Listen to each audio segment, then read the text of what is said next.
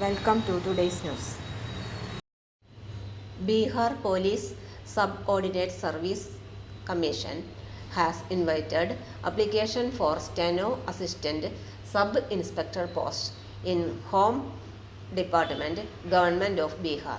Eligible candidates can apply online through the official website of BPSSC at https://bpssc.bih.gov.in.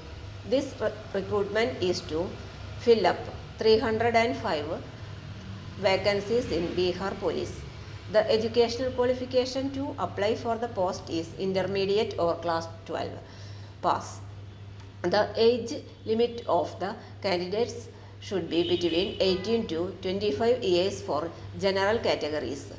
OBC candidates should be between 18 to 27 for male gender and 18 to 28 for female gender, and SC/ST candidates should be between 18 to 30 years.